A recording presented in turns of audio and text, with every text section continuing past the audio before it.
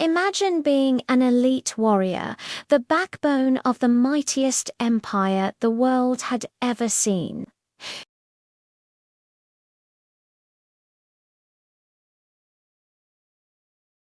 You dedicate your life to the glory of Rome, defending its vast borders and expanding its influence.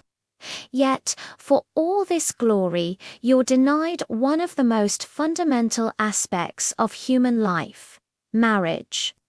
For centuries, Roman soldiers were legally forbidden to marry.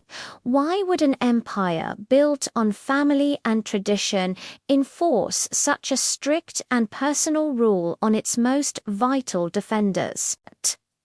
This wasn't just a casual guideline.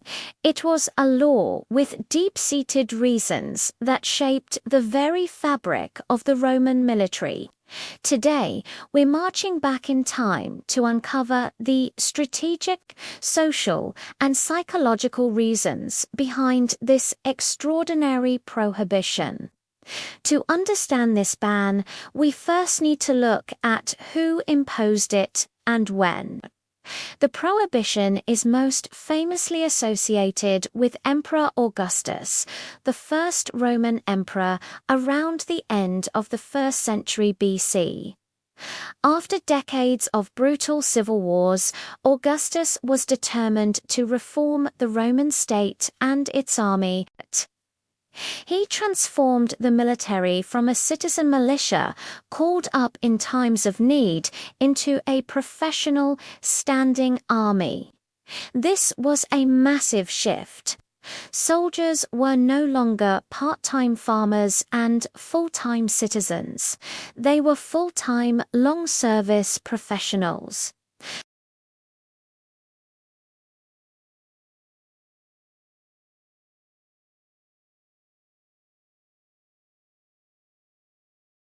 And with this new professional army came new rules, the most personal of which was the ban on legal marriage for active duty soldiers. So, what was the primary reason? In a word, logistics. The Roman army was a mobile force. Legions were constantly on the move, marching hundreds, sometimes thousands of miles to new frontiers, quelling rebellions, or building fortifications in remote, hostile territories. Now, imagine a legion of 5,000 soldiers, each with a wife and a couple of children. The logistical nightmare would be immense. Instead of a streamlined, efficient fighting force, you'd have a slow-moving convoy of families, carts, and personal belongings. This baggage train, as the Romans called it, would slow down the army's response time, making it vulnerable to attack and incredibly difficult to supply. A legion needed to be able to march fast and strike hard.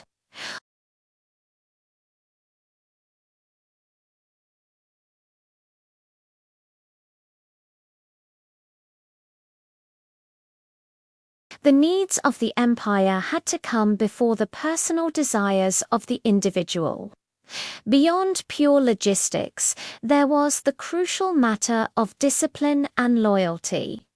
The Roman military ethos was built on unwavering loyalty to one's unit, one's general, and above all, to the emperor and the state of Rome. A soldier's primary family was his legion. His tent mates were his brothers. His centurion was his father figure. The legion's eagle standard, the aquila, was its sacred soul. This intense bonding, this esprit de corps, was essential for unit cohesion and battlefield effectiveness. The fear was that a legal wife and children would create a divided loyalty. Would a soldier charge headfirst into a hail of arrows if his primary concern was his wife and kids waiting for him back at the camp? The commanders wanted soldiers whose minds were focused solely on their duty, on survival, and on victory. A family could be seen as a distraction, a vulnerability that an enemy could exploit, and a reason for a soldier to hesitate at a critical moment. By keeping soldiers single, the army ensured that their entire world, their entire sense of belonging and duty was centered on the military. There was also a financial angle to consider. A professional army is expensive.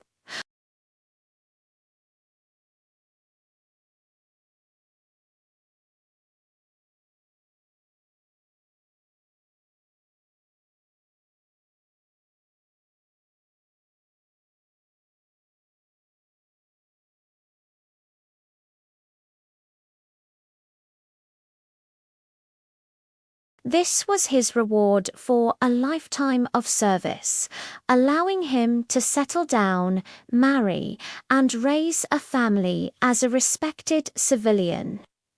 If soldiers were allowed to marry and have legitimate children during their service, the state could potentially become responsible for supporting thousands of military families.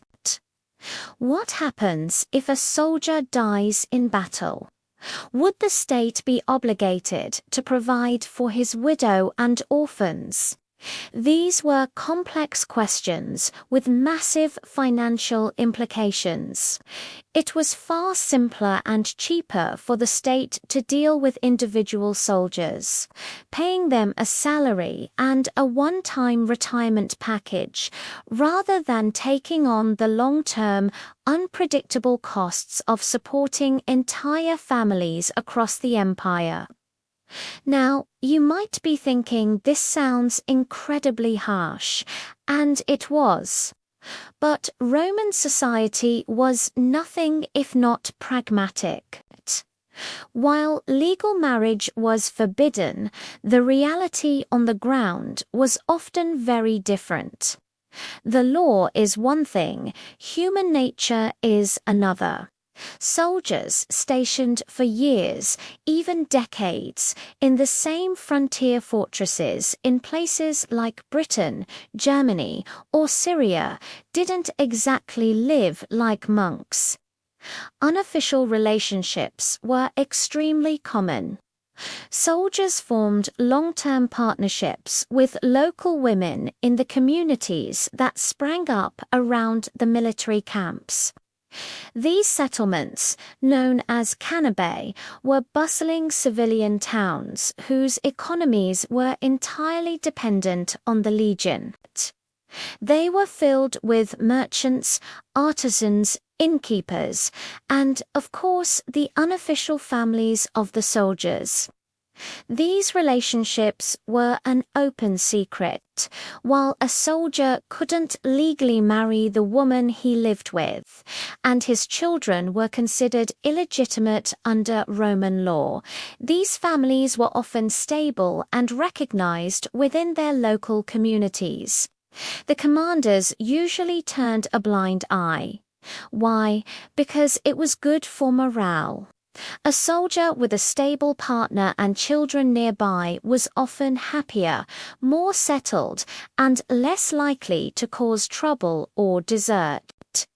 It gave him a reason to fight, to protect the community that had grown around his fort.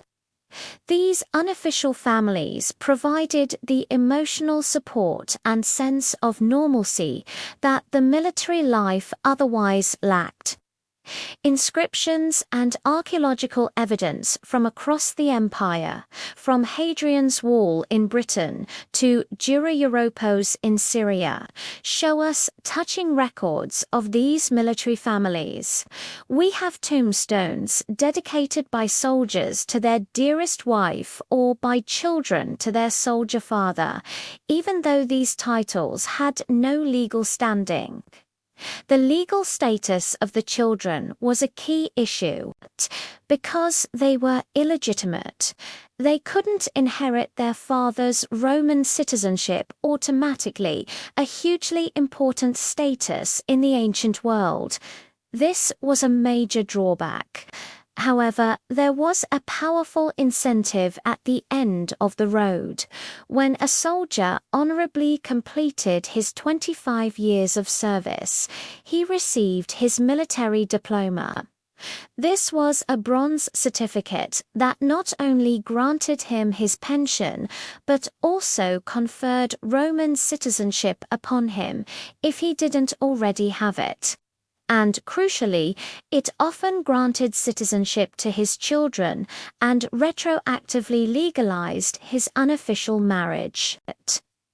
In an instant, his long-term partner became his legal wife, and his children became his legitimate heirs, full Roman citizens. This was a brilliant piece of social engineering.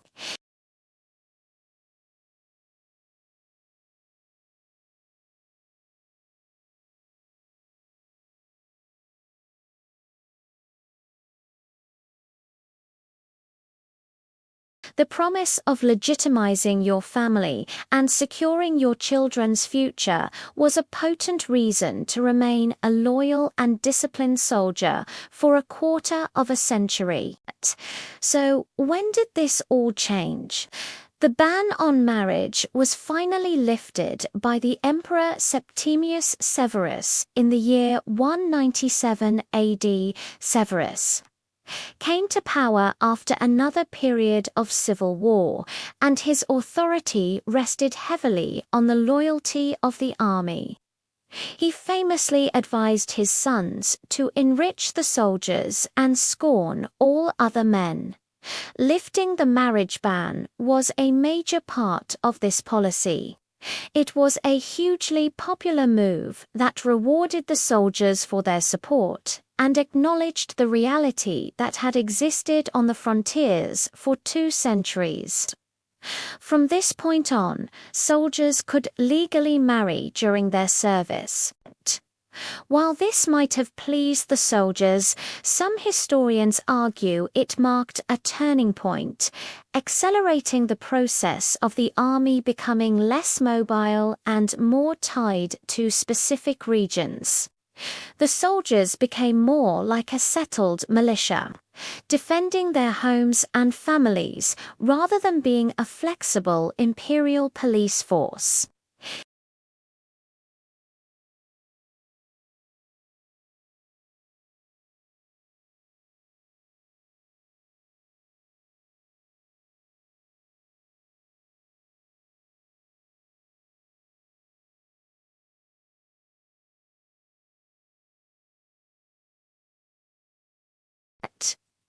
It was also a financial calculation to keep the costs of a professional army manageable.